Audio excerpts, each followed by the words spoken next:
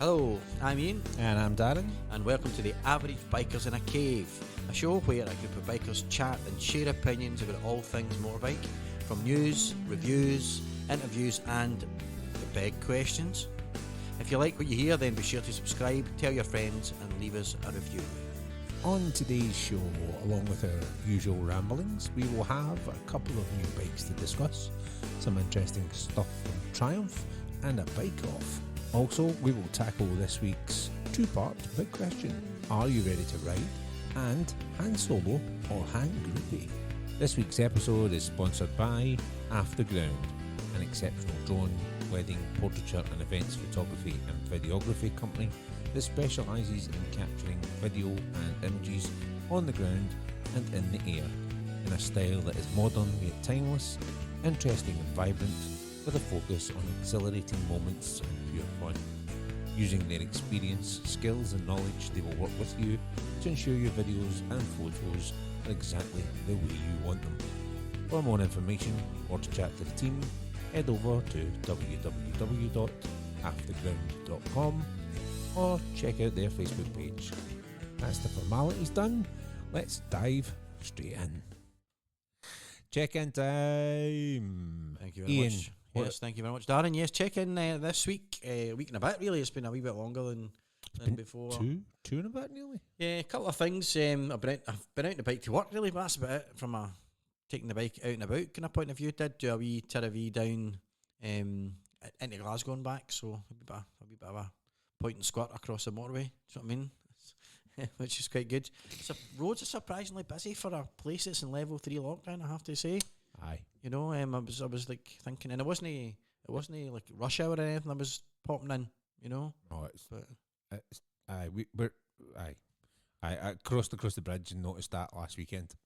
I was like, it's a hell of a lot of traffic for someone that's still really infected. Yeah, there we go. But anyway, also when I was on the bike, I noticed where I store my bike, sometimes it's a wee bit moist. I know there'll be a lot of people who do not like that word, so I'm going to say it again. It can be a wee bit moist, so I want to wee spots of rust and stuff are popping up in the chain, and I was like, I don't know what I'm going to do. So for anyone out there, there's a wee tip. I'll either get absolutely mauled for being like, you should never do this to your chain, or that's a genius idea. But I bought a wee set of tiny steel wool brushes that fit in my wee cordless screwdriver. So they burrow round, and I just take it in a bit of WD-40, got all the rust off my chain. So that was a really nice wee effortless way of doing that, actually. I've seen somebody doing that on YouTube, so there must be some logic behind it. You know, I'm sure if there's somebody out there listening that says, do not do that, you're absolutely going to ruin your chain, then please drop us a message. Get in touch quick. Get in touch quick, please, before I'm flying down the road, my chain goes boing. But honestly, it was a wee bit of an epiphany. That I was like, that is absolutely brilliant. Works really well. WD-40 on it, wee steel brushy things. And, I need to try that. Oh no, hang on, I don't have a chain. Oh, of course, sorry. I'll try it in a week's bike. Anyway, I'll break her bike. And then my exciting news, I was talking to a superstar, an actor, who's been in some of the big films that have been out in the last few years. Been in The Hobbit, he's in Battleship, Wrath of the Titans. Currently one of the characters in Outlander, if anybody out there watches Outlander. And the reason I've been chatting away to this particular actor is because, for those that are not aware, he is my son. And he is desperate to get a bike. But that's not exciting news, the fact that you talked to your son, because... No, the exciting news is he has booked his CBT, and I will have a bike buddy in the family. So... Whoa, there we go. Yeah, brilliant. So, brilliant news, John. Thank you very much for booking your CBT and actually then saying, Dad, you can buy any bike you want. No, he didn't say that, but what he did say was he's looking forward to get out with me on his bike. So, middle of the summer there, he's got his CBT booked. But do you know what's exciting about that? Is you get to do the bike shopping with him. I know. It's good. It's going to be good fun. And yet you don't have the heartache of having to trade your bike in, and because he's or spend your money. Aye, and because he'll be young, and a lot of places probably won't let him test ride, so I'll have to do that for him. Genius. You know. He really loves the bobbers, Triumph bobber, right? Loves the Triumph bobber, and they do look amazing. But I think when he was speaking to a couple of the guys, a couple of them said they can be a bit uncomfortable after a while sitting on them. And I said, well, John, I'm just going to have to test ride them for you to let you know if that's the case or not. But then I suppose it depends who says that they're uncomfortable. Yeah, that's true. Because if I was on it, I would dare say it would be uncomfortable after a while. But then my derriere is probably a lot bigger than John's is, because John's just like a young pup. John is a wee drop of water, you know. But he's tall. He's got long legs, so you know, maybe if the bobber might be a bit kind of the knees up his nostril kind of thing, you know. Maybe. But you've been asking me for a few different bikes, but he seems quite set in Triumph, just probably because it's what he knows really, and he knows because of me. But Get out and sit on them. Get out and sit on them. So we might take a wee trip through to Edinburgh, because obviously Glasgow's no more. Just have a wee look in the showroom. If Triumph Edinburgh are listening, give us a wee shout out and let us know when I can pop in and have a look. They'll be like, any time. Anytime. We'll bring the stars of Outlander. I think Sam Hewn from Outlander's got a Triumph. I think he's just ordered a big custom Triumph thing. He did a thing with West Coast as well. Yeah. He did that as well. So, didn't he? aye. He's got a few bikes now, to be fair, you know. The dream. The dream. Well, so that's it. So John Bell, who plays young Iain in Outlander, and has been in loads of stuff, is going to be a biker. Whoa! Yay! Big round of applause. And someone else to the fold. And hopefully we'll get him in as a wee guest point, you know, at some point, talking about his experiences with his CBT, what it's like. You know, it'd be good to get him in first hand. What your CBT's like? It would be good to get him in and get that fresh perspective. Yeah. I know wasn't that long ago I did mine, but long enough. Do you know what I mean? But it'd be interesting to see if it's. I mean, what his take on it is, especially because he's like younger than I am. Well, he's only 23, so at the moment he's still not even old enough to do the big bike, really, as such. Well, you know what I mean. Aye. But I think by the time you get through to that point, he'll be 24. So. But and an interesting bit of advice for anyone that is booking their CBT, the place that John's booking it with, have also said to him, just book your theory right now as well. Even though you might not be doing it because there's such a backlog, book your theory now. Aye. Because there's a huge backlog in when you get it. So. Aye, the problem there is the theory centre is not just the theory centre for bike theory, it's the theory centre for everything. Aye, for every theory. So everybody and their granny and their second cousin removed that's doing any kind of theory test has having to go to that theory centre. Yeah. So exactly. So big shout out to at John Hunter Bell if you're following him on Instagram, at John Bell on Twitter, and we'll tag him. We'll tag you on it, John. And you know, if you're an Outlander fan and you come across this and you're a biker, then give us a wee shout out as well. Maybe if we're doing anything on the road, we'll do it from some Outlander locations. If John can come with us, that'd be quite cool. There we go. So that's my wee check-in. What about yourself, Dan? That's quite a good wee check-in. I kind of feel like I should have went first because like mine's is just not that exciting. I haven't really done anything. I think you and I must take it in shifts. You have exciting time. Because I was like nothing last and time. You were like, pretty much work's just been absolute chaos. Other than that, it's been IAM runs, both observed and non-observed, just to try and get the skill set back up again for the kind of advanced riding stuff. But other than that, it's been it. I'm looking forward to this weekend because it's to be El Scorchioso. And it's my birthday this weekend. So please, well, thank you. Happy birthday. Please, if you're listening, send us a wee message. Wish me a happy birthday. It makes me feel as if I've got friends. That'd be nice. Thanks, folks. Yep. If social media explodes, you can check it. Exactly. But yeah, other than that, it has literally been quiet. I've been trying to get caught up on some of the podcast backlog that we've had, because as you can see, the MCNs are starting to pile up. Yep. The Road Smart books come in. There's been a whole load of other stuff come in. So I'm trying to get kind of caught up on that stuff while doing normal day-to-day job, still getting it riding and all that kind of good stuff. So for all it's been quiet, it's been productive. That's all I'm going to say on that one. And to be fair, Darren does most of all this stuff because I work every hour God sends, don't I? Really? Aye. I'm just off a 24-hour shift. So I need to book in time with you to get you here. And then when I do have time, my son does decide to take over and decide to use my time for very important things. So, but that's fair enough. He's your son. You can't not do that. Do you know what I mean? Love him to bits. We don't want it any other way. So, exactly.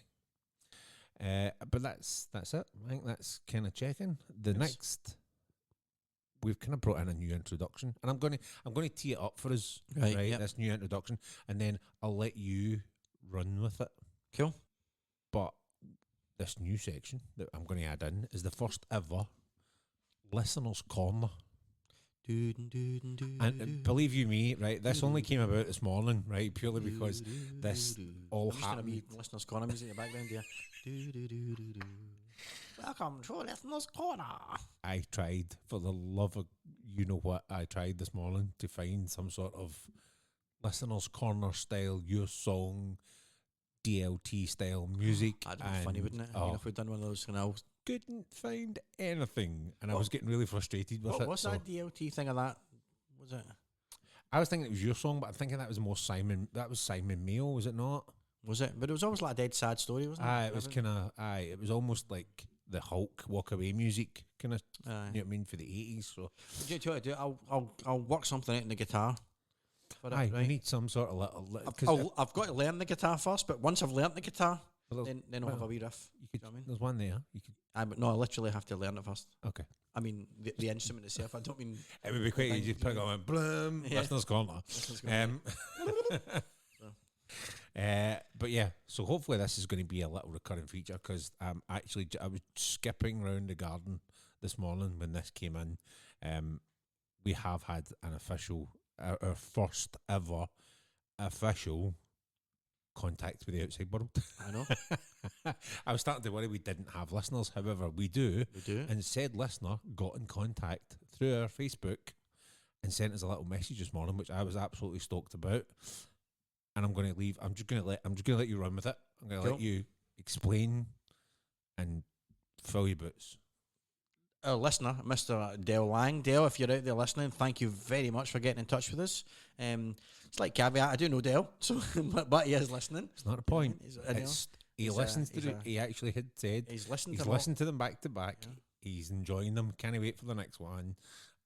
And then obviously his little message. So Dale is actually a bit of a whiz with bikes. You know, he can strip a bike in, you know, a very short period of time and build it back up again with his eyes closed. He's a genius with those kind of things. So, but he's given us a wee top tip, and I'm kind of hoping that maybe Dale will get in touch maybe every week or so, because I'm sure, judging by the work that this man does, he will have millions of tips. We could have instead of listeners' corner, we could have a Dale's top tips. Yeah. But unlike the Viz top tips, these will be useful. Yeah. Exactly. Or using Dale's words, Dale's little tip. Yeah, Dale's little tip, yeah. So so this is what Dale sent us, and this is actually a really cool tip, right? Especially when we were talking last week about, you know, tracking your bike and all that stuff, and how expensive it can be and all these kind of things for certain stuff. So he said, "Good day, gents. A little tip where on episode 4 there was a mention of trackers during the camera chat." That's clearly off the long stroke edition. Long strokes. Yep.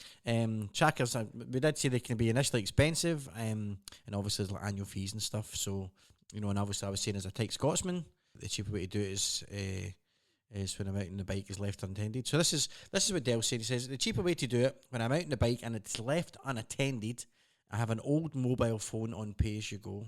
I place this somewhere on the bike and make sure it is connected to the battery to keep it charged. The phone has Google tracking on it, so if the bike is ever stolen, I can track it where it is until the phone is located, which to be fair is where it will probably be where the bike is being stripped. So decent chance of getting it back.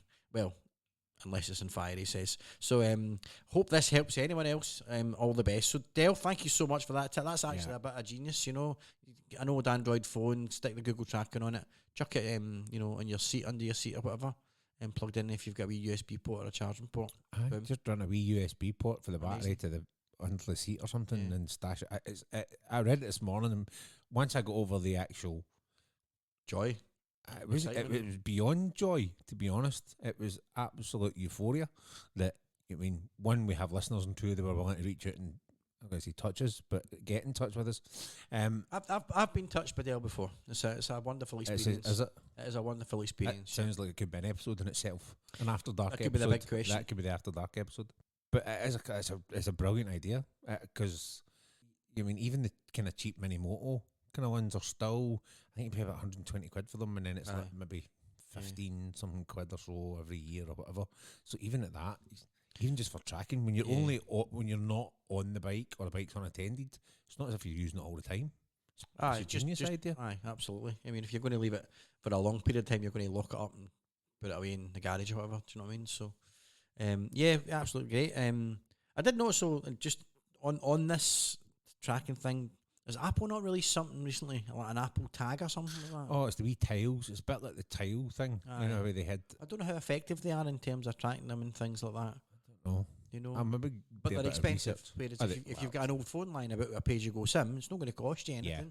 No one to damage any future relationship with possible sponsors, but Apple's expensive. Yeah, but I think Apple knows Apple's expensive. I mean, when the CEO of Apple stands up and tells you it's $1,500 for a stand for your monitor. Yeah, and I know Tim does listen, so sorry Tim, but Tim, bring the price down a bit. Yeah, cheers mate, thanks. All right. But yeah, Johnny Ive, if you're listening, mate, if you could just make it a wee bit more bendy just to make it look cooler, that'd be all right. That'd be ideal. You know, a bit less white, mate. A bit less white. But yeah, stroke of genius, Dale. You're an absolute legend, mate, and you are officially the first listener corner. Listener's corner.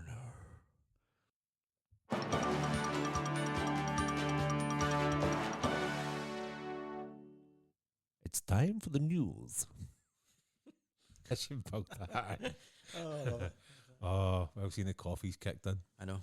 Okay, stories from the biking world. Da, da, da.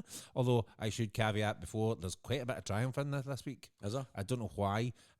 We seem to have a bit of a backlog in Triumph stories, so I thought we'll just squeeze them all in. Yeah, I think Triumph. It'll break my heart because I can't then just quickly nip down to the local Triumph dealership and have a look at them. No, especially with what's lying in front of you and what you're going to talk about later. I know.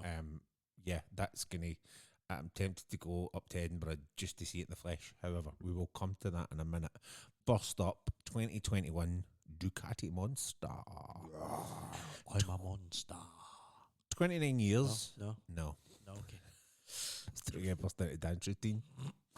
29 years after its first unveil at the 1992 Cologne Motor Show, the new Ducati Monster has been unveiled. The bike is not...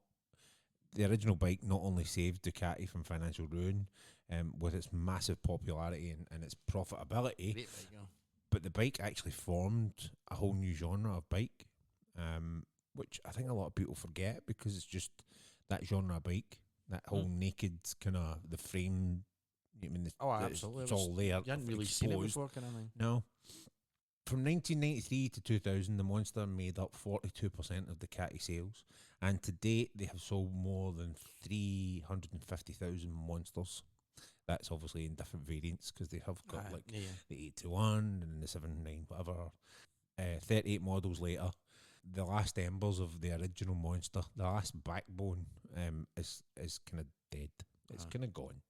Which, as long as the spirit's still there, it should be fine. But the new aluminium frame and the new liquid-cooled 2021 Monster 937 is here. Ducati's 937 engine, it's called a Testastrata. Is it Testastrata? Testastrata? I'm rubbish at Italian. But it puts it at a respectable 111 bhp, I'm sure. I'd just like to point out at this point that in my notes, Darren's written down 11 Aye, bhp. that's same on my notes. So if you saw that tiny wee pause there, it's because he's read 11 bhp and meant... I could go and get the article and read it, but that would just waste time. Aye. I'm sure it's 111. Right, there you go. It might be more than that. I mean, it may be 119. I don't know. Well, but if it's an 11 brake horsepower, it's in the bike, 110s anyway. Nobody sell. No, it's in the 110s at least. The new frame is actually Superbike engineered, so I think it's engineered off of the Panigale V4, which is quite cool. That's the one I've got the Lego model of, isn't it? I think it is, yes. The new aluminium frame does bring the weight down though, so, but obviously with certain changes that they've added in there, the weight actually comes in at 188 kilos. Now, that's light. However, the original first Monster, the M900, was 185 kilograms wet and that was nearly 30 years ago. Oh. So actually, in all that time, the bike is now, for all they've taken out the old original frame, put the aluminium frame in, it's still maintaining a really lightweight, which is quite good. I know I have so much tech in it now in comparison to the first one. Now, I've never ridden a Monster. I did like the look of the Monster. I was torn while ago for a Monster when I bought my 850 GS, just as a plaything. And a friend of mine who has had Ducatis in the past and had Monsters in the past, absolutely swore by it. Says it was the best bike that she'd ever ridden, and she swore by the Monster. But again, I got head turned by the whole, I could take it off road. I'm never going to go off road and end up with a GS. Anyway, different story.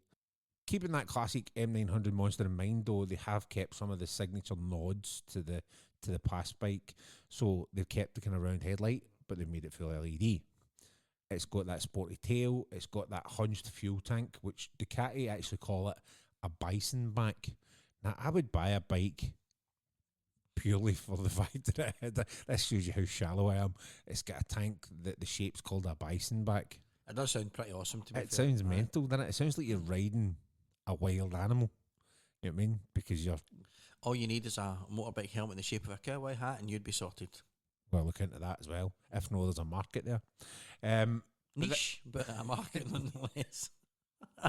Niche in this country. It might be a massive hole. Let's be honest, a lot of places in America you don't have to wear a helmet. Well, that's true. And actually, we do have some regular listeners for Dallas and Texas. We do. Maybe they would be interested in a cowboy style hat / helmet. Maybe. Who knows? Get in touch. Let us know. There is a plus version that comes with a pillion cowl and a little bikini fairing. Ooh. I know. However, it's always the same. Unlike the original price, which was back in 1992, or 1993 when the bike was officially released to the public to buy, it was £7,500. This is not £7,500. This bike will be £10,385 on the road, which... Actually, for a Monsters, a Ducati is not that bad. No, I expected it to be a couple of grand more than that. Aye, so it's actually not that bad. And the important thing is, it still comes in Ducati red. That's what you want. Which is, that, and between that and the actual note you get off a Ducati, aye, I would still have one. They're expensive to service and stuff, but who cares? Worth every penny. Ian, what you got? Triumph do electric. Now, I think we touched on this in a few podcasts before about electric bikes. We touched on it because you were talking about a wee bit about electric and about battery compatibility and all those kind of things. Aye, we do keep hinting we're going to do an electric special. Yeah, exactly. Electric Avenue, we could maybe call it, Get your Boogaloo, an electric Avenue. Shame copyright won't let us actually use that, because I would so use that. I know. On more than one occasion. Or we could call it Together in Electric Screams instead of Dreams. What do you think? That almost sounds like it could be the big question. Could be, yeah. Well, you never know. Triumph have created a prototype electric bike, the TE1, which sounds like a Terminator model. It does, doesn't it? Yeah. I'll be charged. It does sound like... That's a bad joke, wasn't it? I'll be charged. It was like a dad joke. It seems to be. We're obviously John's exciting news this week. Yeah, it's turned me into the Uber dad. Aye, the Uber dad joke. We've kind of went from a long stroke to a dad special. If your dad's special is a long stroke, moving on swiftly. Check. Check. So it looks like a cross between a Speed Triple and a Trident. The new Trident, which I really like. The new Trident, it's really cool. Yeah, and all the images is this beautiful kind of silvery white and red. It's a really nice colour scheme they've got on it. It's allegedly 174 brake horsepower, peak power. Which 170 brake horsepower all the time. All the time. Yeah, it's just all constant. Yeah. It's roughly 220 kilograms, so that's a wee bit heavier than a I still Monster, think that. but I think probably a lot of that's a battery. These batteries are kind of hefty things. And 120 miles effective range, which actually is not bad for a... Well, how many miles to a tank do you get out of your... Well, when you fill it up, it tells you you're about 130, 134 miles. But you get a bit more than that, to be fair, because obviously with petrol, depending on how you ride it, depends on how thirsty it is. But, if you're cruising along. But So you're at double figures then? Maybe about 24. But on the grand scheme of things, grand though, scheme do of you mean things, 120 120 is not that bad? Yeah. And it's got a 20-minute charge. If I'm Up to 80%. So from 0 to 80% in 20 minutes. Yeah. if they put all that off, and again, it's the double entendre episode, that'll be phenomenal. 20 minutes. Yeah. Do you know what I mean? Pay for it, buy a drink, have a tinkle. Yeah, have a 20 tinkle, minutes, have done. a coffee, have a wee cheeky crispy creme. You know, that's it. That's your 20 And minutes. you can't zip up your leathers, but you get back on the bike anyway, and Aye. off you go. Yeah. They've been working with William, Advanced Engineering, and some other British companies to get this up and running. And this is phase 2. Phase 1 was the announcement. That was back in May last year. They were thinking about it. Phase 3 will hopefully be the unveil of one in the flesh, hopefully around October, I think, is what we're kind of hearing whispers of. But, you know, the Triumph Experience is open back up again. Did you see that in the news? Oh, no, If you are down that neck of the woods and you want to go to the Triumph Experience down there, I'd it's love back to up. go It was, there was one day I was coming back from London and I had like a whole day and I went, I'm going to go to the Triumph Experience, and it was the date it was shut. Anyway, that was a couple of years ago. Anyway, but it is back open, folks, if you're down that neck of the woods. It's something I'd love to do. Triumph's Chief Product Officer Steve Sargent has expressed the importance of the bike being affordable, and whilst battery prices are coming down, they're still expensive, so that it won't go to market until they can get it at a really good price point that people are willing to pay for it. And that's the thing with all electric vehicles. When I bought my Jeep a couple of months ago, I was talking to the guy, and the guy he said, we don't push electric cars because they're too expensive. You don't want to pay 30 grand for a Renault Zoe. No offence to anyone that's bought a Renault Zoe, but that's not a 30 grand's worth of car. Do you know what I mean? No. You know, but he said they need to make it affordable. And again, I know, but we touched on it last week. Was it last week or the week before? Where there's like 3 or 4 companies that are all working together to try and do a kind of battery project where they can basically standardise the batteries and pick them up and pop them back in. So that's which you would think would drive the price down, but the big companies or more big companies need to get on board with that. Exactly. And they may be forced to be because of the climate change and all that. See what happens when COP 26 is it comes to Glasgow. As November. Yeah. Can't remember. Keep an eye out for that, folks, if you're in Glasgow during COP 26, because I think just about every single road run about the SEC is going to be closed. So, yeah. Bit of local knowledge there. Yeah. Glasgow is going to be shut. Yep, basically. So more than it is at the minute. We'll probably talk about that later, nearer the time. Yeah, road closures and how we hate them. The obvious question. We should just try and get a cheeky invite to that and see if we can find somebody to tell us what's happening with electric batteries. Exactly, aye, absolutely. Not a chance. There we go. So that's a wee update on the electric Triumph. I know we've touched on it before, but it does look amazing. It actually does look gorgeous. It looks like a bike. Do you know what I mean?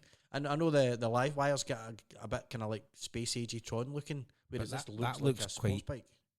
That looks quite chunky. Aye. Do you know what I mean? It does have that kind of sports bike feel about it without having like the lowered handlebars. You know what I mean? It looks like they've got the risers on there so that you're a wee bit more upright, but you can still get over if you really want to. Aye.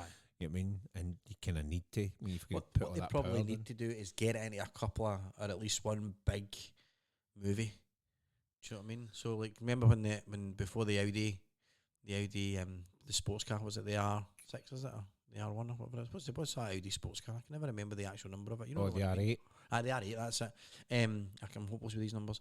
And did it not feature in like iRobot or something? Before it was brought something out, like that. Aye. Going, oh, what's that car? Well, the Livewire was in. It was Avengers Age of Ultron. It wasn't. And it's still a prototype. That's a cracking So idea. if you're listening Triumph, then that's a Bond movie. A Bond movie. Although they have got the Triumph in the Bond movie because they brought out the limited edition Triumph Bond Scrambler. Aye. It was a Scrambler as well, wasn't it? There we go. Anyway, we have digressed slightly, but that's the electric Triumph. We shall move on. What have you got next there, Darren? A little article actually that kind of caught my attention purely because we haven't talked. We kind of missed it. We didn't really miss it, but there's so much other stuff on. But the new Triumph Trident. MCN did their 250 road test, which anyone that reads MCN, which is the motorcycle news for our overseas listeners, they do a 250 road test where they take 2 bikes that are of similar ilk and they pretty much road test them, kind of side by side and see how they kind of compare, stack them up, and then kind of give their verdict on it. And this one interested me purely because I've ridden the Yamaha MT-07. And we did miss off the Trident, which actually I think looks like a really nice bike. I think It looks great as fun. as a first bike for someone that's, I don't want to say younger, but someone that doesn't want the full power of buying like a 900 or 1,000 bike. If you're in your so this is your first bike and you're using it for like commuting but having a bit of fun, Trident's an ideal bike. Aye, That type of bike, or the MT-07, or get it de-restricted. Yeah, I get so yeah. that you've then got a bike that you can use, and then once you get past that, you can unrestrict it, and then you've got a you fully can do a wee fledged bit of big pointing bike. in Scotland. So, but yeah, so again, we never really touched on the Trident, so I thought this would be the ideal opportunity to see how it pitched up against it on the 250 road test. So big shout out to the guys at MCN, because I love reading these things, and we don't always feature them, but sometimes they're really quite, what I think's going to happen doesn't happen. But this is an interesting one. So first up, the MT-07. It's a 689cc parallel twin, 184 kilograms dry, 72.4 brake horsepower, and 49.4 foot-pound of torque, with a 14-litre tank. Price on PCP, £2,000 deposit, 36 months at £64.44. Lost more than that down the back of the couch. How big's your couch? Oh, huge. That's at a 6.9 fixed APR. The contender is the new Trident 660. So it's a 660 inline triple, which already is going to be a little sweet sound. It's 189 kilograms dry, 80 brake horsepower, 47.2 foot-pound of torque, with a 14-litre tank. So it's slightly heavier, but it does put out more BHP and slightly less torque. So there's not much in it. The price for the Trident is £2,000 deposit, 36 months at £62.83 at 7.9 APR fixed. So again, not much in it. And if you have to go down the PCP route, which we've explored to death, £60 a month for a brand new bike. Yeah, albeit you get your lump sum at the end. I get that. And you've got to have your £2,000 deposit. And you've got to have your £2,000 deposit. But bringing that deposit down, you're still going to be, you'll get you probably still be under £100 for a brand new bike. For a brand new bike. Which is just tremendous. For 3 years, and then you can literally hand it back. Aye. It's nuts.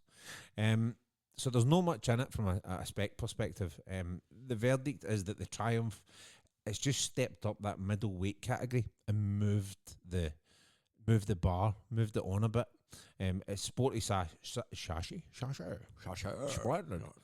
It's sporty shite for short eyes.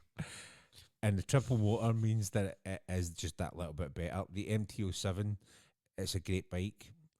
It's a really good first bike. It's easy going. There's no drama with it. But it's in need of an update, I think, the way the MT-09 was last year.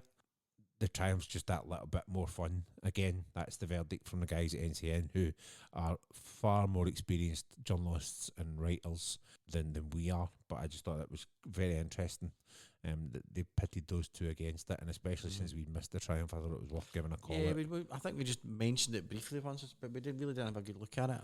Yeah, no, we didn't. And ironically, for all it's heavier and got more power and stuff like that, the Triumph worked out on the 250 road test to get 46 miles per gallon, whereas the wee Army only got 44, which, considering it's lighter and less powerful, you would imagine. As you say, it's a wafer between them. There is a wafer between them. Aye, you probably couldn't get a copy of the MCN between them.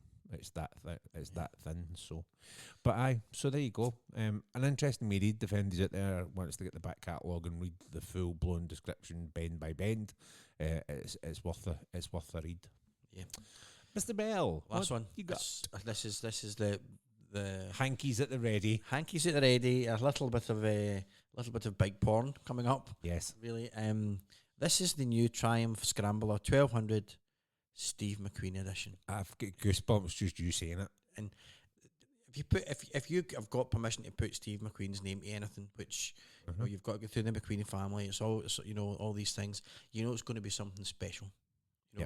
And of course, as we know, Steve McQueen's famous scene in The Great Escape on a Triumph. He insisted on using Triumph bikes when he was using bikes in movies. So even if they did make it look like a BMW, even if they did make it look like a BMW, yeah. Yeah. So Triumph have released a limited edition Steve McQueen Scrambler 1200, and they're also updating the 1200 Scrambler range in general to meet Euro 5. Yeah, so Yeah, we're not bothered no about bother that. with that. Anyway. So Sorry, Triumph. so they've all got a small engine tweak for emissions, yeah, and a new exhaust to improve heat displacement. And I have to say, I've ridden a Scrambler, the old Scramblers, and one of the things, I love the bikes. I think they look amazing. I love the concept of them. I get how brilliant they are to use and kind of off road and in rough stuff. But I've never liked that exhaust placement. I know why it's there, high up, mud, water. Yep. You know, and you tend to do a lot of standing up on the bikes. But to ride it as a city bike, a city bike as in city riding or city as in city doing. Oh, that's a good point, actually. Yeah. I didn't mean city riding because we've got international listeners, Right, but okay. for all the Scots out there, city dune. A city doing bike. Bike. I don't stand up on the pegs. No, I'm like city I'm a doing. city dune person. So I've always found that a bit weird that it's so high up and you can feel that heat throbbing into you, you know, which is all right in a. I'm going to need to post this now Antigua with an Beach. expletive. You know what I mean? Is this suitable for kids? No. But enough. Let's talk about the McQueen version, right? Because the Scrambler's a Scrambler, Yes. and the Scrambler's an excellent example of a Scrambler, right? Yes. Of all the different types that you can get. But this is the McQueen version, and they've spoken to the McQueen family. They've got it. As we said before, he famously rode a modified Triumph TR6 in The Great Escape, and was a massive fan of the Triumph TR6. It's based on the XE model, the off-road version. So it's got big chunky tyres. It looks amazing. Really high fenders and everything. It's just a big chunky lump of love, right? It comes in competition green, right, which is, you know, that is like the Triumph equivalent of British racing green in your Jaguar. It is, isn't it? but it's just it's almost as if they just turned the brightness up just a smidgen. It's like one of those really nice looking blue bottle bug things you get. It's like a bit like a kind of bug, isn't it? Those kind of That's a iridescent good ones. day.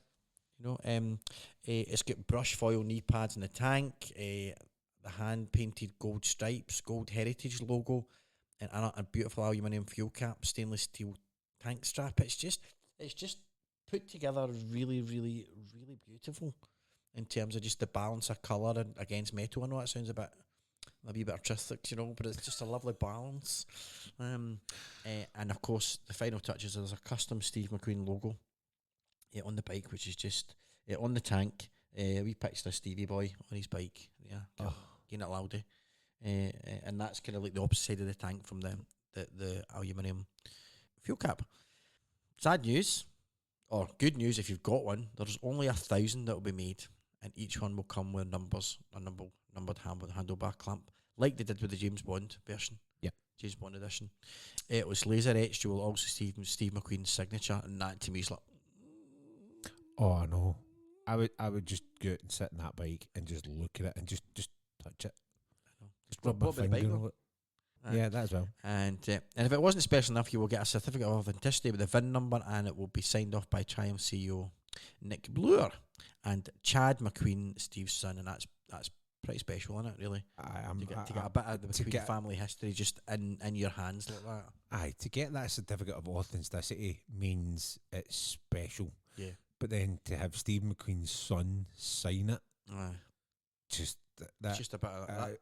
To have that link to that, the DNA of that the iconic person that Steve McQueen was, especially for bikers and because of his love for motorcycles. The fact that the family approve of it and the family have had that input to it means that, because they knew him better than anybody else, so they knew, or they know that he would like it, and that's the bit that just gets me. Aye, you know what I mean.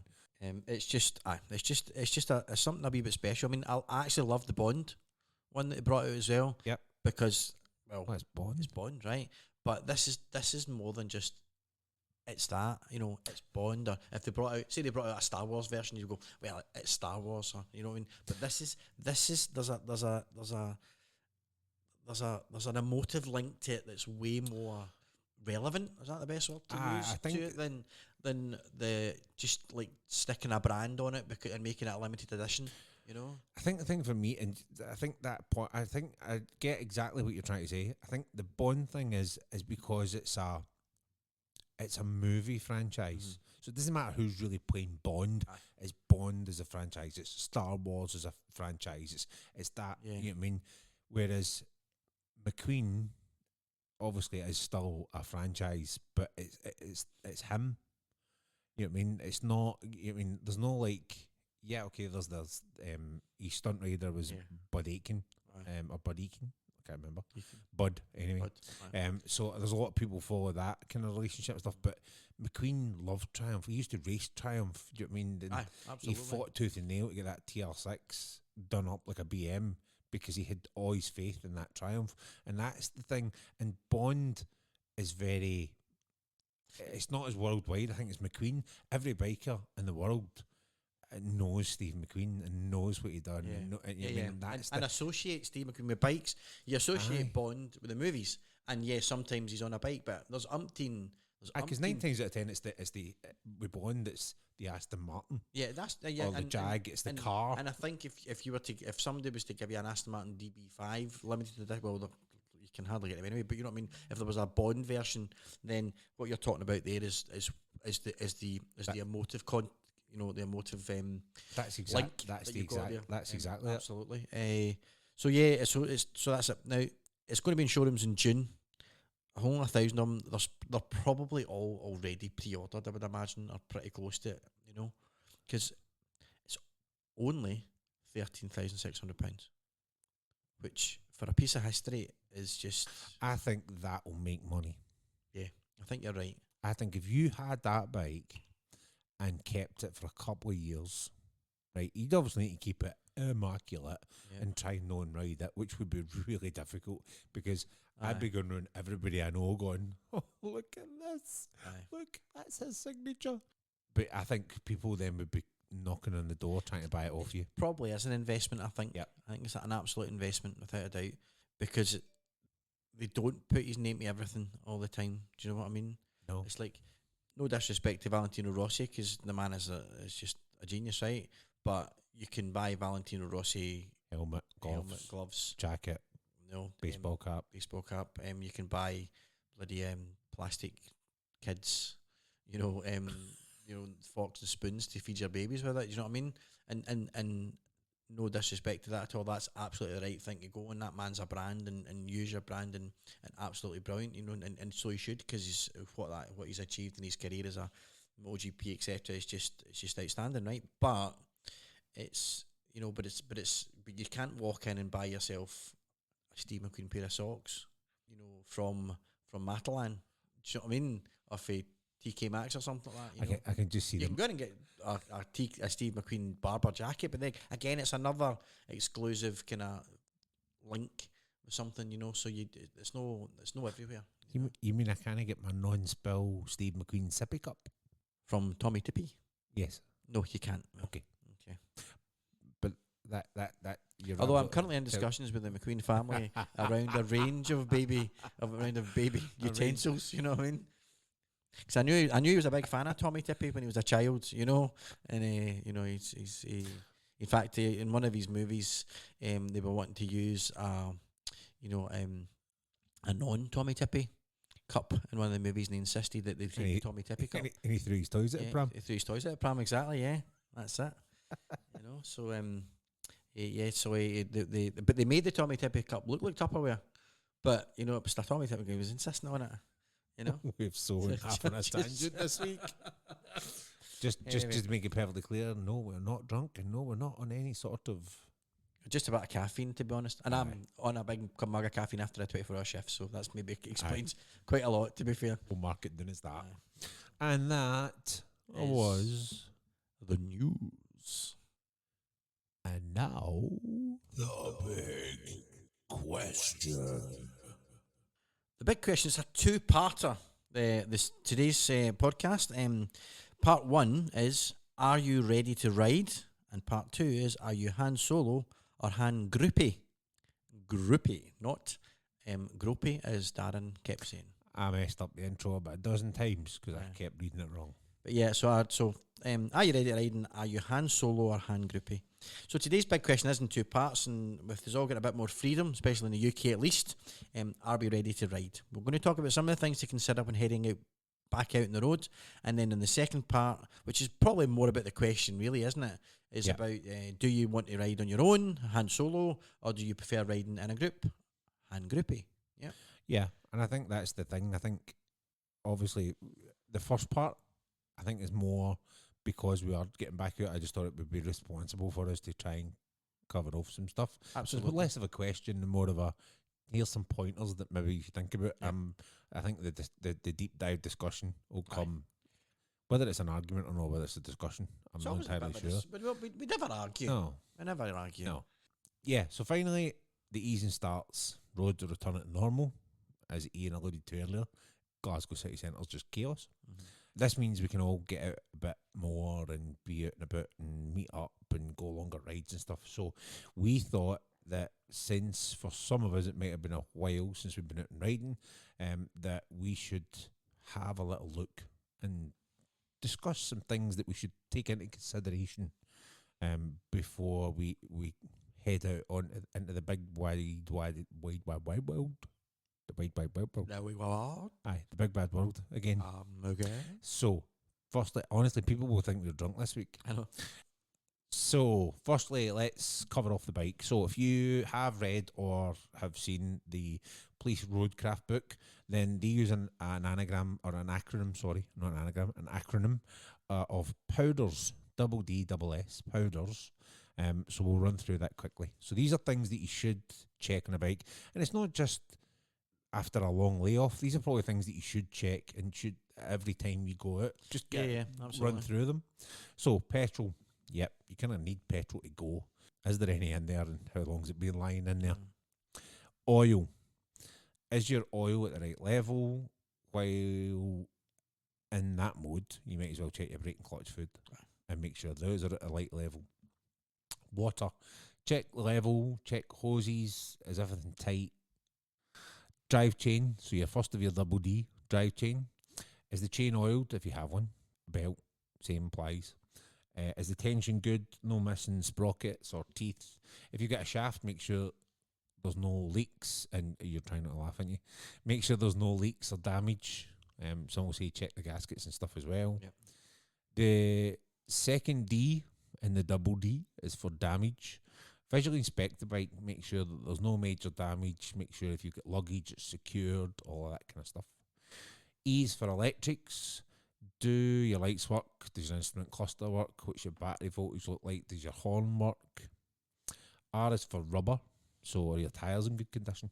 Give them a good check over. Remember the UK minimum is 1 millimetre of tread, and check your tyre pressure. And then the double S's, steering. Check that it's free from obstruction and it moves freely from lock to lock and then self-corrects. And then suspension. Check the fork seals, make sure that there's no trapped cables, make sure that it's all set up to ride for pillion conditions, luggage, etc. So that's the bike covered. Right, now let's talk about us, the rider. Again, The rider. I'm going to throw out another acronym. Honest, I haven't been drinking. Honest. It's just caffeine. Another acronym to use is I am safe. So I am safe. I is for illness. If you got any symptoms, anything that might affect your ability to ride safely. Why would you put illness in there? Is there anything happening at the minute in the world that might be Just in particularly case you can do relevant? time of year, you could get a cold. Cold, that's what it is. Cold, something like that. Yeah, Hay fever, that kind of thing. Aye. It's not as if there's a pandemic or anything No, no. happening. A is for attitude. Am I fully focused on the riding? What human factor do I take into account? M is for medication. Are you on any drugs? Which there's a lot of people listening to this right now going, are they two on drugs? No, we're not on drugs. It's just caffeine. But are you on anything that may affect your... did you twist your knee at work and you're on cocodamol or something? Just Aye, or hay fever.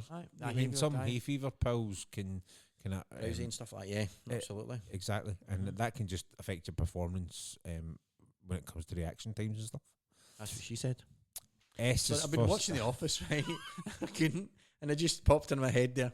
That's you know, for those who are watching American The Office, they'll get hopefully get a kick out of that. But anyway, carry on. Sorry, serious talk. And I had a Steve Carell moment. Right, carry on. S is for sleep. Do you feel sleepy or are you fatigued? A is for alcohol. Have you been on the booze? Again, no, we haven't. Even just But when I go home, you can I let absolutely will rip. be. That's another thing that Iain didn't check in on his thing. We'll maybe pick that up towards the end. All right, okay. We'll take a note of that. But even just one can affect your reaction times or your judgment. Food. Are you fed? Are you watered? Are you hydrated? Are you hungry? Are you hangry? Which, if anybody's not sure what hangry is, it's that combination of being hungry and angry because you're hungry. Yeah.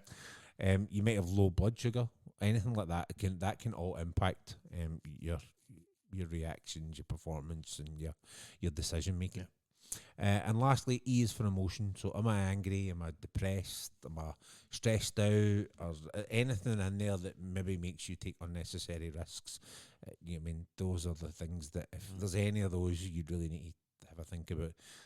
Am I in the right frame of mind and stuff like that to be out there? So, aye, that's the bike and that's the biker. I feel like all our listeners' father at the minute. And I say, remember, check the bike, check this, check that, and check that. But I think it's just, if you can get into that routine and have those quick checks, even just before you go out, it's a real, at least you know when you're out, you're safe. Or you're as safe as you can be with the kind of outside influences. Absolutely. And I'm now going to become the listener's nan or granny, because I'm about to say, and just check your pockets for all these, like your clean underwear. Have you put your clean underwear on? So these are the essentials that you need to pick up. So Granny Iain here says, make sure that you grab your earplugs if you wear them. And you should be wearing them. And you should be wearing them, but I don't have to say. See, to be honest, the last couple of rides I haven't worn mine, and I have been wearing them. And the last couple of rides I keep forgetting to put them in. I'm going to go and look at custom fit ones. I see them to me, square them. Anyway, we digress. But grab your earplugs. Remember your wallet. You do not want to be stuck somewhere, run out of petrol. No cash. No cash at all. It's very, very important, obviously, for, like petrol and stuff, but it's really, really important for your coffee and your cake.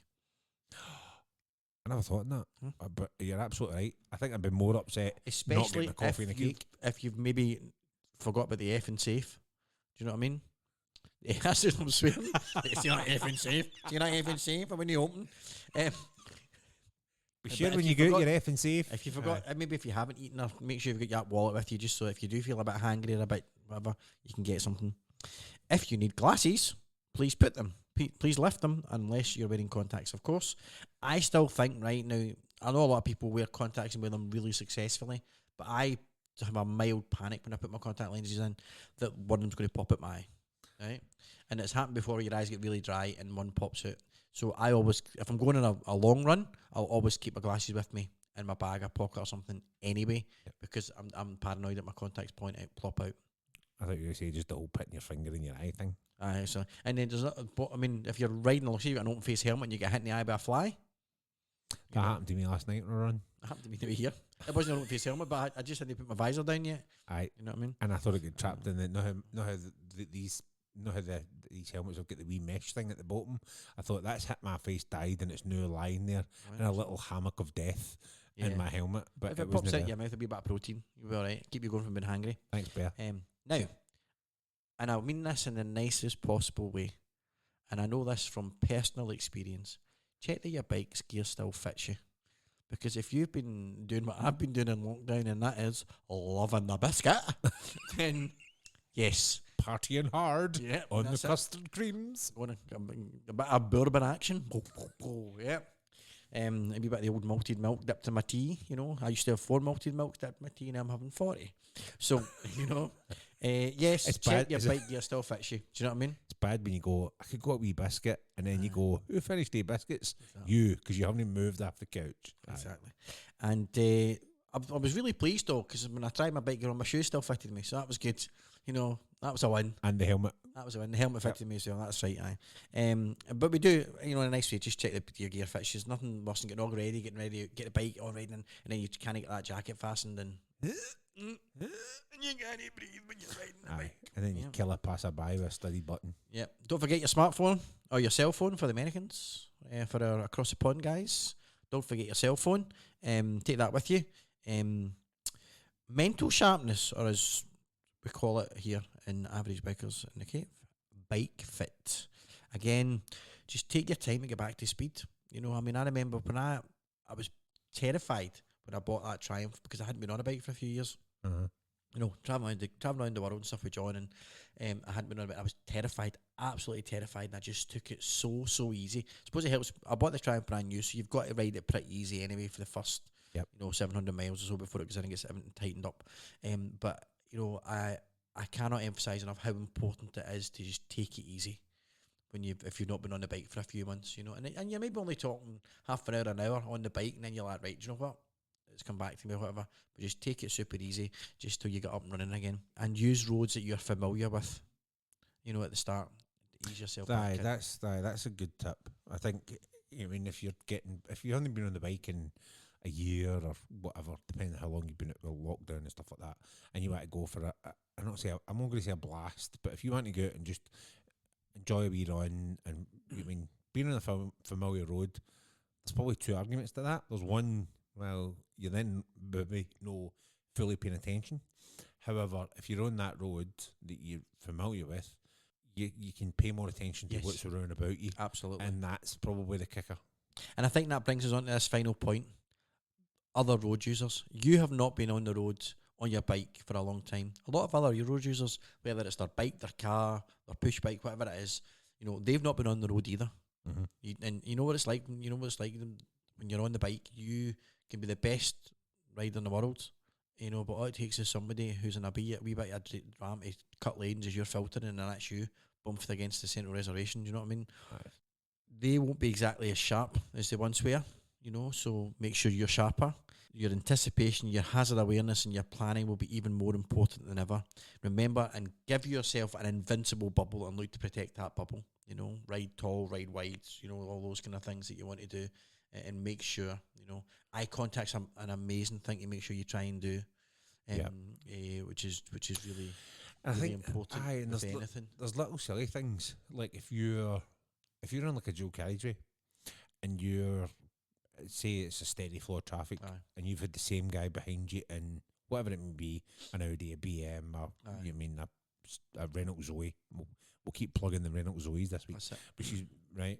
And you mean in your normal position and you're riding along the road. See, sometimes it's just an idea just to move across the lane and then move back in while still staying in your lane, because even that distraction, even that movement is enough for you to catch the right, because somebody behind you could be in that automatic pilot mode and they forget you're there because you are so small and you are vulnerable. Just moving across that lane, they catch you in that, and they're kind of unconsciously go, oh, that's right, there's a bike in front of me. And it's probably worth, if you've got time to look into this, if you're interested, folks. There's a really good article a few years ago, I think it was in Bike Magazine, and they were talking about that, the why people don't see bikes. Yep, it's because you're so thin and because you're so and you can go quite fast. It's the same way that insects.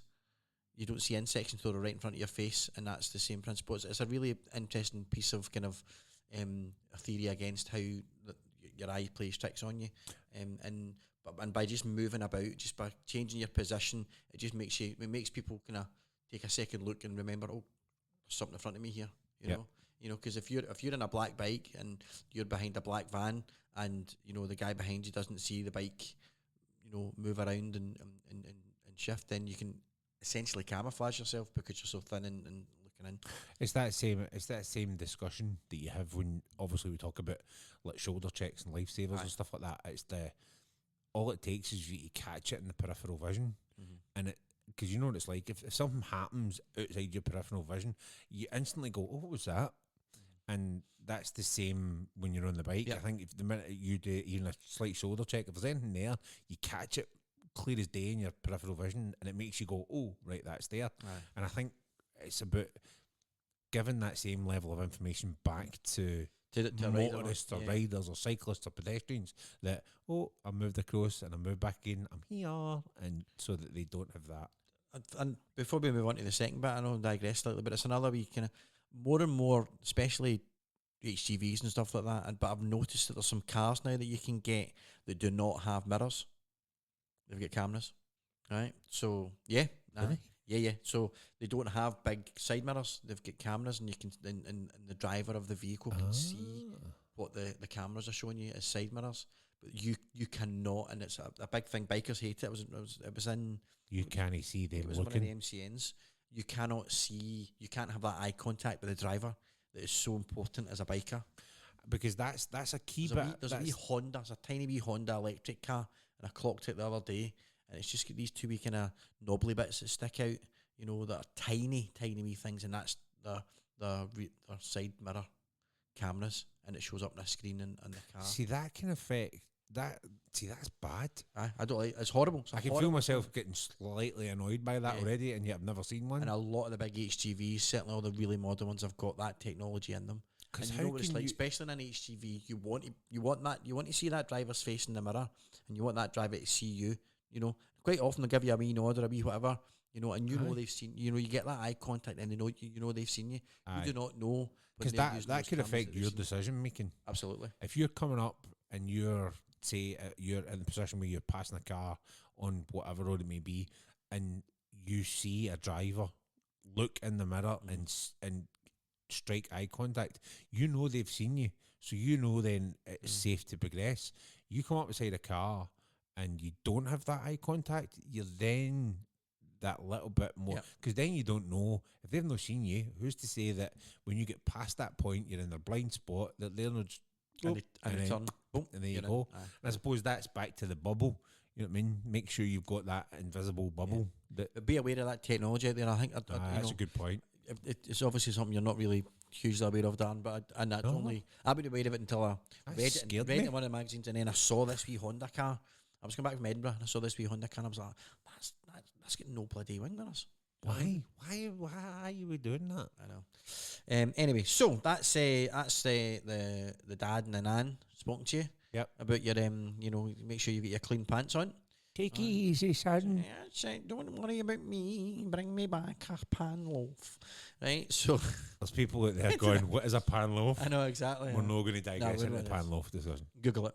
Just so anyway, part 2. So this is probably more of the discussion, although we've had quite a good wee chat about that stuff. Han Solo or Han Groupie, riding alone or in a pack. There we go. You program that into your wee part. I might just cut it out for this week's show and just stick it on a button. Well, if you can't stick it in a button, where can you stick it? Yep. So let's look at the Han Solos, because I'm a bit of a Han Solo. I'm not a groupie. At the moment, at the start of the discussion, I'm more of I just like my own time on the bike. Yeah. Yep.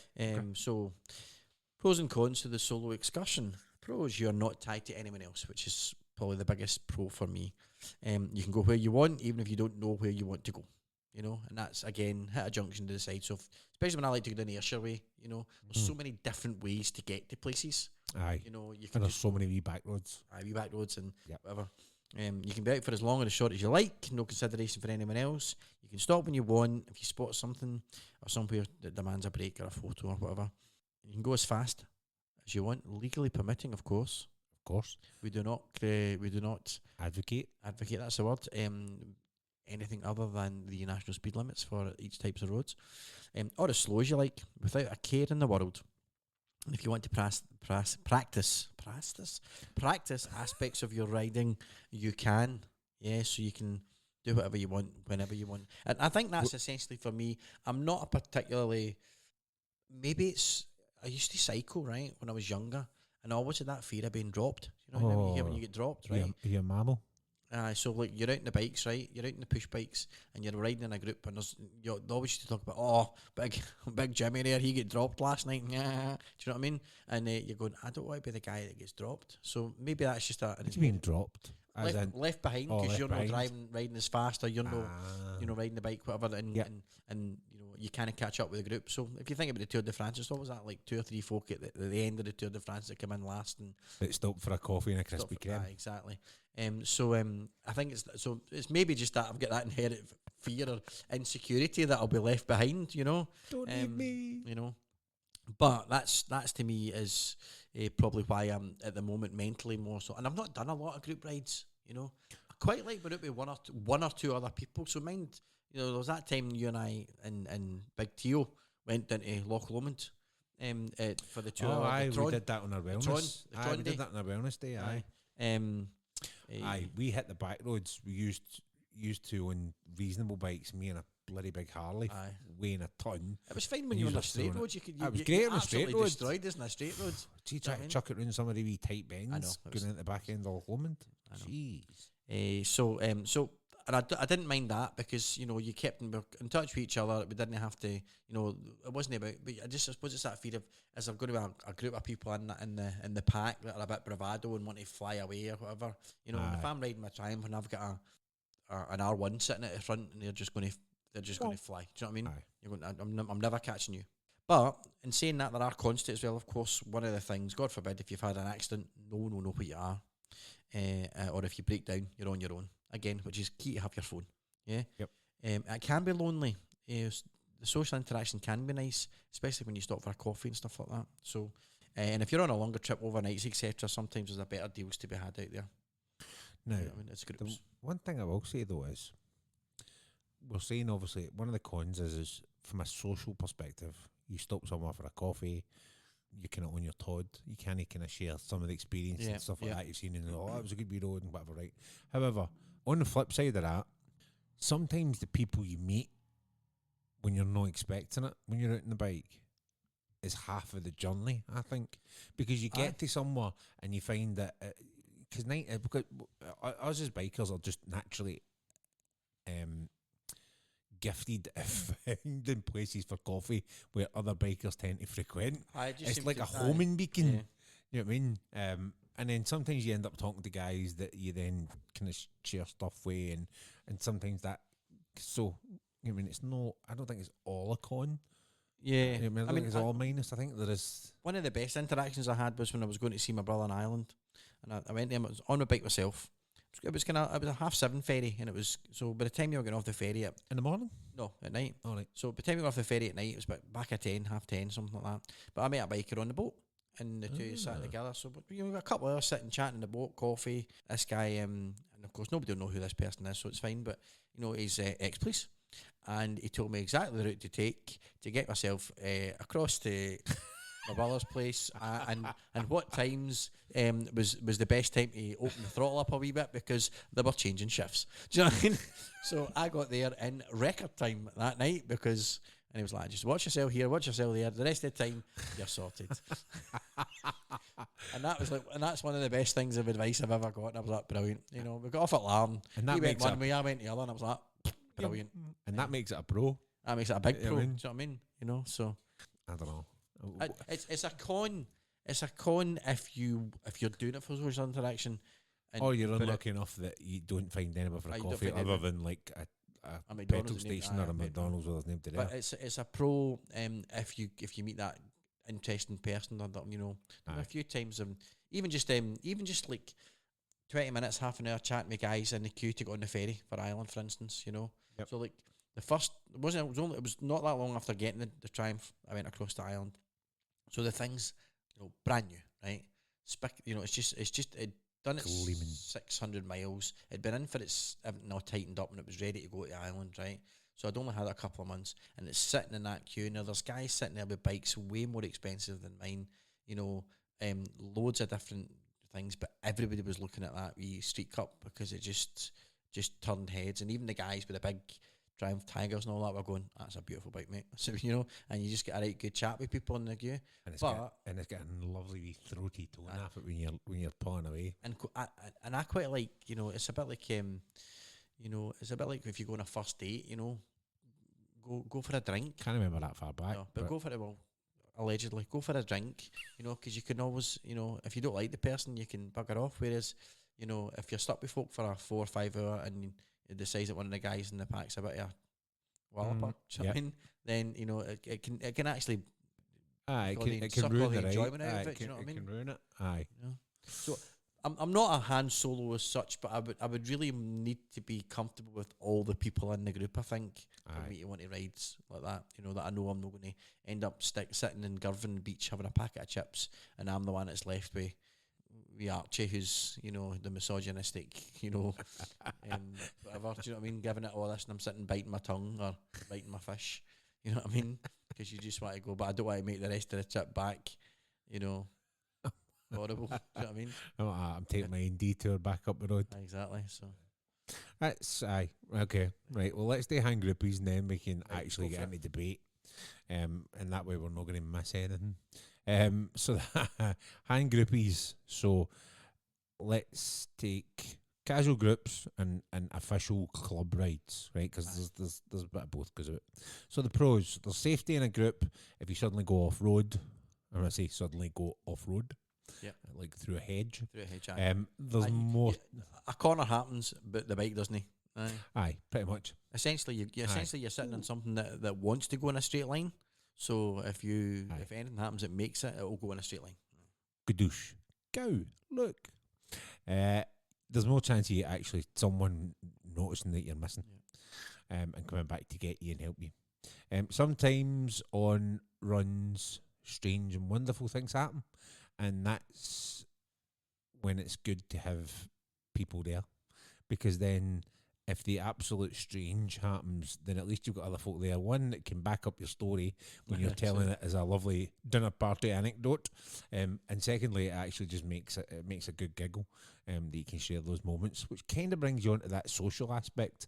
So when again, contrary to the social rider or the Han Solos, when we pull up at a wherever it may be, and it can be a McDonald's, it can be a gas station or petrol station, kind of where coffee machine built into it. Well, it doesn't really matter where we stop, because then you're in a group anyway, so you're there with fellow riders and all that kind of good stuff. If you're on a longer trip, you can share some of the bike and repair essentials. It cuts down on the amount of luggage, so I can carry like puncture repair kit, and you can carry something, and somebody else can carry a first aid kit and all that kind of good stuff. So you're actually lightening the load. Always good to pick up tips for other riders as well. So if you're a bit of a novice and you've got guys out there that have been riding 20, 30 years solid that are advanced riders or something like that, those guys will always try and give you tips and little hints and all that kind of stuff. And also, it means then if you've got a brake light out or something like that and somebody's behind you, they'll tell you that your brake light's out, whereas if you're out in your toy and you don't see that, you're kind of at the mercy of, you know what I mean, somebody pulling up beside you and going, yeah, brake light's out. So there's always that. I'm glad you pulled away from the mic there, because that would have deafened a few listeners. Absolutely. No, I would have just edited that. It's fine. I'm getting professional at this now. Trips with groups of riders can negotiate discounts. So if there's a decent enough number of you, then there's deals to be had out there, especially if you're booking B&Bs, or you could book an Airbnb and get a better deal, because share the cost. You're sharing the cost. And it is a great way to meet new people, fellow riders. Again, this will make you cringe. This kind of goes away from what you were just saying. But it gets, if you're going out with a group of guys and you don't know everyone, it's an opportunity to meet new people, which I think is a good thing, unless it's wee Archie, who's a bit of a misogynist, and you know, I mean, nobody really likes him and stuff like that, but he keeps tagging along to the ride outs anyway.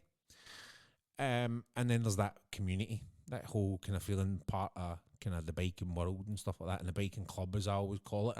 Because I think anytime anyone for the local biker school around the corner passes their CBT, I always comment kind of on social media and say, welcome to the club, because that's what it kind of feels like. It feels like a bit of a club. Absolutely, yeah. I'm probably a member of the club that doesn't really go to meetings. That goes, hi, just 7 minutes. But there are cons to being a groupie, a Han groupie. You are at the mercy of the group. So depending on the group size, you can't just stop. You can't just change direction. You can't find a wee back road and go, oh, I wonder what's down there, I'm going to go and explore. You have little or no flexibility. Sometimes there is an unconscious pressure to keep up with the group. Not all the time. I'll put that out there. I'm not tarnishing anyone with any kind of brush. But sometimes, depending on the rider, you have that. You feel that you've got to keep up with the group because you don't want to maybe be the guy at the back. You want to be dropped. Yep. I mean, so you then kind of put yourself under that little bit of pressure. And probably the guys are not really that bothered. You know what I mean, whether you're keeping up or not, it's just everybody's out enjoying the run. You know what I mean, you drive the bike for you, so you drive the bike, make sure you're safe. You know what I mean, it's your responsibility, but there is some unconscious thing there. And then unofficial club rides, and I've done a couple of these, usually there's rules and guidelines to follow. So sometimes having to pull over to give directions if there's a massive group of you, so you don't get kind of tied up, and then rejoin with the back markers, or maybe being the ride navigator, or kind of taking it official and becoming like a road captain or something like that. That sometimes can add a bit of pressure and a bit of stress to a ride it that not everyone enjoys. So that's a kind of con. Yeah. And there'll be some people out there that go, actually, I'm a ride captain and I love being ride captain. I feel like an air of responsibility and all that kind of stuff. And happy days. You know what I mean? I'm not knocking it in the slightest. But yeah, it's just a kind of, some people don't, some people do like it. So, and I suppose it depends how confident you are and where you're going. You know. So, exactly. You know, if I was a ride captain and I knew the area very well, I would have no issues with it. Yep. I think, and even if you hit a road closed like we did that time at Loch Lomond when the road was going, and we ended up going through up X, Y, and Z. But you know, it's fine if you've got that level of confidence. But you know, putting that level of, as you say, stress or pressure on some people can actually. It can impair their judgment. Do you know what I mean? Or they divert attention for elsewhere. So yeah, so there's I think, I don't know. I look at it as a con, but some people might look at it and go, no, actually, for me, that's a pro. Yeah. And that might make you a Han Groupie and not so much of a Han Solo. I don't think there's one camp you need to be in, or you mean with the other. I think so, and I think probably for most people, you're maybe a bit in between. Like as I said, I liked that time there was 3 of us, and it was just the 3 of us, and you know, there was no pressure to go faster or, you know, go wherever you want. You know, if you need to pull over, we just pulled over and chatted and whatever it was, you know. But if you're out a dozen people, there's maybe, I can see that pressure of keeping up, and I think that's something I'm not a fast rider, never have been, never will be, you know. But I know there's people that like to get out there and get the knee down, the super bikes stuff. and get the knee down, all that. You know what I mean? So you know what I mean. It's difficult. I wouldn't want to be holding anybody back either. Aye, do you know what I mean? That wants to do that exactly. And if I'm the guy that's at the front and I'm racing away and people are behind me, I always then I'm getting better at then going, well, they know where we're going. You know what I mean? So if there's a group ride, right, and there's maybe 3 or 4 of us going out, I'll try and plot out. I mean, I'll take that responsibility. I mean, on the night, I'll quite happily say Andy, but if we don't want to go there, we can go somewhere else. But I'll always try and pick a route and say, right, so that there's a couple of stop points, so that they go, right, well, we're going to there, and then we're going to there, and then we're going to there, and here there's like a car park, and there's a Sainsbury's, and there's a, so that I can go out and enjoy the run and get the solo-y part of it. But then when I get to that when I get to that stopping point, everybody else catches up, and then you get the social and the kind of sharing and here, what about that left-handy bend in there? That came out of nowhere, you know what I mean? And, I've never been on that road. That's actually a really good road. I quite enjoyed that wee road. And it's all of that kind of stuff. But then we go, right, we're going to the next bit. We'll meet at that car park. Woof, there you go. And I'm enjoying the run for me, and everybody else is just kind of behind me. So I can get both out of that. Does that make sense? Yeah. I get the Han Solo-y bit, because I then just go, well, you know what I mean? You know where we're going. There's a bit of me that says, well, just do it myself then. Do you know what I mean? Aye. You know? That's the thing. Do you know what I mean? I've been on club rides like with Hog, and it's very first one I went on, I thought, there's so much to take in, because you not only obviously try to take in everything that's going on about you when you're normally out riding, but you're keeping in a certain formation, you're keeping kind of in position so that you're maximising the safety of everyone in that group, front and behind you. But then you need to, as you get closer to the front of that pack, you then have a responsibility to make sure that if we're taking a junction there and you're next on the list, you need to pull out and signal so that everybody else can go in that, and then you drop in at the back again, and you're constantly trying to watch that as well. For me, that was, I want to say stressful, but it was like an added thing to think about, as well as thinking about everything else at the time. And I think the more and more you do it, the easier it becomes. However, when you're at the back and you're going along a big straight road, and there's, say, a hill going up the way, and in front of you there's another 30 Harley Davidson riders, and they're all in that kind of staggered formation. It looks absolutely mental. Absolutely, it's absolutely. like, I can understand this that. is why I'm out on a. This is why I'm out with the group. This is why I'm out on an organised club ride, because you then get that woof of yes, I'm in this brotherhood kind of idea, which sounds really. Sounds anarchy. Aye, it does a bit, right? But it definitely has that. You do feel part of that kind of thing. You know what I mean? But and then you're at the mercy of stopping it wherever it may be, like as you say, Girvan for a fish supper. And whereas sometimes I'm not ready to stop. I'm in the zone. I want to keep going, and that's where I then kind of go. I'd much rather kind of be out of my Todd at this point. But at least if you're out with a group and somebody else is organised, that you don't need to worry about where you're going. You just need to worry about getting there and enjoying the ride when you get there. So I don't know, it swings and roundabouts. And do you know what? It's probably different on a Tuesday from it is on a Thursday. Do you know what I mean? Aye, absolutely. If you've had you've been like you can quite often be sitting in the house and work all day on your own. Do you know what I mean? No speaking to anyone else, just plugging away, and you want that social interaction at the end of the day. You know, you need that level of contact with humanity. Yep. You know, whereas in the job I'm in at the moment, I am constantly talking to people, constantly helping people, constantly doing, X, Y, and Z, and you've got a whole, actually, I want to be out for an hour, 2 hours, 3 hours at the end of the day. When nothing but me and my thoughts. Me and my thoughts, and my music, my Barry Manilow, and my Anthrax. Yeah. And your Faith Hill. Yep. Faith Hill, exactly.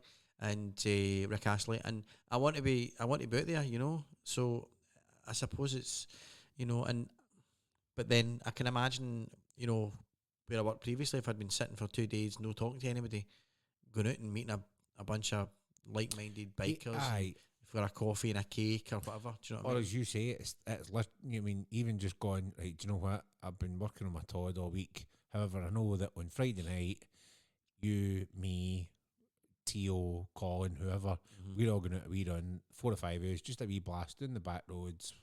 We'll stop in here for an ice cream because the weather's nice, and then we'll take that other route back up the road. You know what I mean? You're then not worrying about it. We know where we're going, we know where we're stopping, we know we'll meet up when we get there, and if anybody really gets lost, we can phone them. Yeah. And then that's you. You know what I mean? I would say we're all commsed up, but again, we don't all have the same comms unit. No, and they don't all work with each other. I think for me then, from what I'm looking at from a groupie, a solo, I'm a solo, 80% solo, 20% small groupie. But I've never done a club ride. So from that perspective, I can't really judge that, but the thought of it doesn't appeal. My boat. No, I don't. Knowing you and what we've talked about and stuff like that, I don't think you would enjoy it. I think I would enjoy it if I was a Harley owner. But I think if I was a big Harley owner, and out with all the guys and hearing that roar, I would probably enjoy it as an experience. But whether I would want to be doing it on a regular basis, no, I think there'd be elements of it that you're right. You would be like, wow and whoa, and you know what I mean, being at the junction and telling everybody that we're going left, and hear the whoa, whoa, whoa as they all pile by you, and then holding up traffic so that we can all get out at the same time. That kind of stuff is just those little moments. You go, this is cool, but then it's when you're on a straight road and it's just whoa. I can't really go woof. Normally you're going there and you're doing like 55 and you're ploughing along, and you go, see, normally I'd be sitting right at the speed limit, maybe just a smidgen over, but under my 10%. So, but you can't because you got to stay in formation. So that's the bit I don't think you would enjoy that much. No, probably not. I've never been a hog type person. That's the thing. No. So However, mainly because of the amount of cleaning they need. But it's that's horrific. Haven't been there. They're torture. I've still got a ton of chrome stuff in the garage that I'm never probably going to use again. I don't think. So if you go to chrome on your bike, Iain, I've got tons that you can just take away. I keep seeing things and replacing them with the black version, so you don't need to clean it. Aye, I'm more. I think having done more rides lately where there is small groups, I do like the small group aspect. I think still see like an IM ride though. I think that's different. 'Cause I would love to do I think group rides for a purpose of learning stuff. Like so, as you say, some of the pros there is like older, more experienced riders, or I'd say older, longer, more experienced riders, getting that level of feedback on your riding and getting because I've been out with a couple of guys and who are IM guys and they give you these wee kind of pointers about just staff things like how you see a corner and how you can read when the corner's straighten up or when the corner's getting tight, and things you don't really think about as much, and you never forget those wee kind of bits, nuggets of information, that kind of thing. Absolutely, I get, and that's a great thing to be given, so that I can then go out solo and use it. Do you know what I mean? I observed rides done advanced riding. I wouldn't class them as group ride. Exactly. But having been out with like other groups of like learners, not like but advanced rider learners or associates as they call them, it's quite good because I say you're all at the same level, but you're all kind of working towards the same thing. You all drive a kind of technique that's very similar, and there is a kind of structure there that we use kind of from that and just apply it into the group rides. So that kind of works. But there's a couple of times I've been out with other groups that there's just I think it's difficult to define what the right kind of number is. I'm thinking 5. Any more than that, it's a bit. I think it depends who you're out with as well. Aye. Do you know what I mean? I think if we're all out on very similar bikes and that kind of stuff, and it's and you know everybody, and or if you're all out with a very similar mindset of how you want the ride to go. And then you ride your bikes accordingly so that you match everybody. There's so much. There's a few thick posts I'll see, and you'll see folk out in a T100 body, but somebody's out in an R1 and somebody's out in a Honda VFR, and you're like that. These are different people that are wanting more different things out of that ride. You sit in the car park at at Tarbert. At Loch Lomond, where it splits onto the 82, you sit in that car park just there and you watch, and there's loads of them shoot, and you just know they're on a group. You know what I mean? Because they're all of a similar ilk, they're all quite tightly packed together, and they whiz by, and for those guys it's awesome. And see if you can all be commsed up with the same comms unit, I bet you it's hysterical. Aye. Do you know what I mean? Because then you're able to have that bit of a chat. You can share music if your headset provides it or allows it, and you can start to share stuff, and you can talk through kind of, watch out, by the way, there's a clown coming in here in a van or whatever, and I mean, it's probably safer from that perspective. But again, you're at the mercy of the guy that's in front. I mean, he wants to stop or he suddenly picks a spot unless you pre-planned it. And then even at that, you then got to plan it out, and that can just be a pain in the what. Aye. Spontaneity of just getting on your bike and going your We need to find an in-between. Yeah. So we've got Han Solos and we've got Han Groupies. We need somebody in between, like Han Middlies or Han somethings. Yeah, my brain's... The coffee's wore off. It means went blank. Aye, exactly, aye. That's it, Aye, I can't think on anything. If anybody else is out there that's got a completely different opinion to ours, then would love to hear it. If anyone's out there that's in a group ride that says, "Oh no, our group rides aren't like that, they're so much fun," and blah blah blah, and they want us to tag along, happily join up and let's see what it's like. Yeah, definitely. I think for me, it's the fear of being dropped and the fear of being stuck with a walloper. See, that's where you would like the hog ride, because you kind of get dropped. Aye. Because you've got two guys at the back, and you get the guy that I can't remember what the name of them, but there's almost like the guy that is the back marker, and then you've got a sweeper. So he's the guy. So if you do miss the first guy, there's always that second guy that will pick you up. Right. Do you know what I mean? So that to me sounds far more... You never get dropped. Yeah. Do you know what I mean? Almost. So, and those guys wear different coloured vests and all this kind of stuff. So it's like full on proper. And if you're out an organised run, just be your mates and all that, and say, right, listen, I'll sit at the back and make sure that nobody gets lost and all that kind of stuff, then I suppose that kind of would work. Yeah. But every now and again, somebody wants to go up front, don't they? Of course they do. Because you want that, and maybe that's why, because deep down, they are a bit of a Han Solo. Mm-hmm. Well, you're essentially buying a vehicle to get you from A to B on your own. That's what a bike does. Gets you Aye. from A to B on your own. So you can't tell me that anybody that buys a bike Instantly goes, I want to be in a group. I want to be in a group. Yeah, you And know, I want to but talk. And I want to talk to my pals. Aye. Well, you should have bought a Renault Zoe. Exactly. Yeah. We're going to get sponsored by Should've bought Renault a- next week. Should have bought a minibus. Right. You know what I mean? I've got the train. Yeah, that's it. You know, exactly. So, aye, there we go. You should have gone rambling. Yeah. Get yourself a wee pair of hiking boots and a woolly bonnet Aye, because you And can't a- go rambling in Scotland on your and a wee bike puff of gillet. because there's no green lane. Exactly. You know. But if you get a scrambler, you can maybe go off road with it. Especially the Stephen Queen one. I wouldn't take Stephen I Queen would off not road. take that You would off not take road. it anywhere near dirt. Would you? You would take it nowhere near dirt. I'd be reluctant to take it anywhere near tarmac. I Never know. mind dirt. I know. I've not got a big enough house to put it in the wall. No, So that kind of sounds like a conclusion. That I think there is so. no conclusion. yeah. That there's I think it depends on time of the day, time of the month, time of the weather, time of the.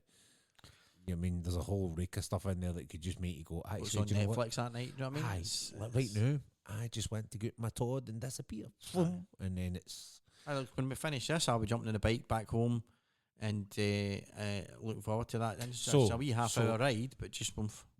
just while we're on that point, and just in case you thought I'd forgot, which I haven't, you're going to jump on a bike for here and you're going to go up the road. Yep. Birthday weekend. Birthday weekend. What is the first thing you're going to do? Tell our lovely listeners what the first thing you're going to do when you get in is, other than take your helmet off and your gloves off and pat the dogs. I'm going to use my ultrasonic cleaner to pour. So, just for anyone that's listening that doesn't know what an ultrasonic cleaner is, Yeah. what is an ultrasonic cleaner? It is a cleaner that emits ultrasonic waves through liquid to basically rapidly vibrate dirt off her jewellery and stuff like that, right? Yes. Yeah.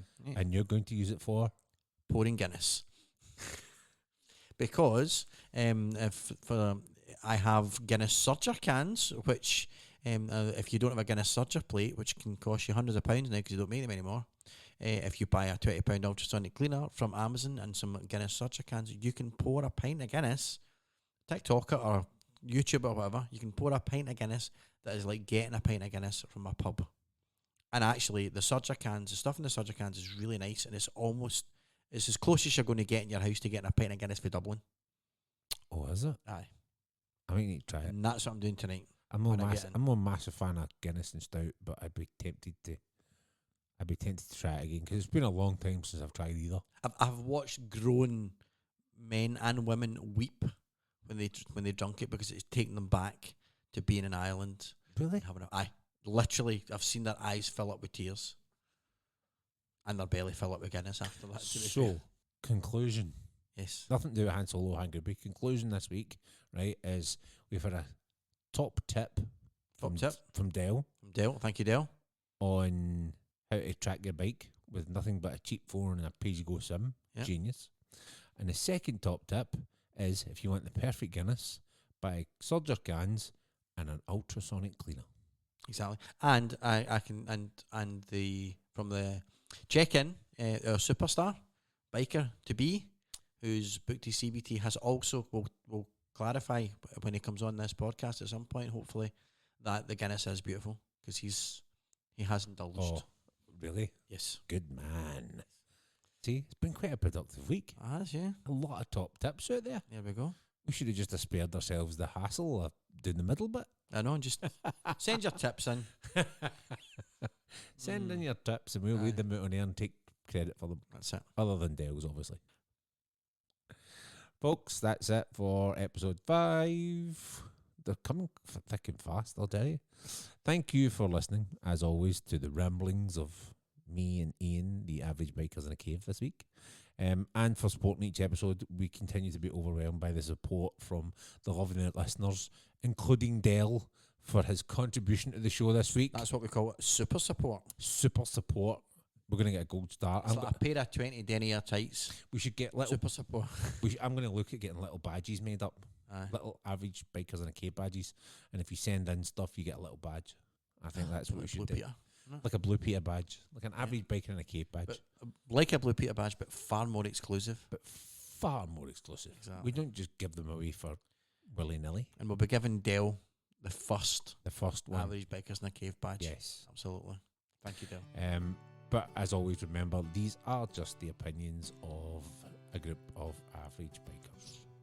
So a massive thank you from all of us here, and if you enjoyed it, please like, share, and more importantly, subscribe.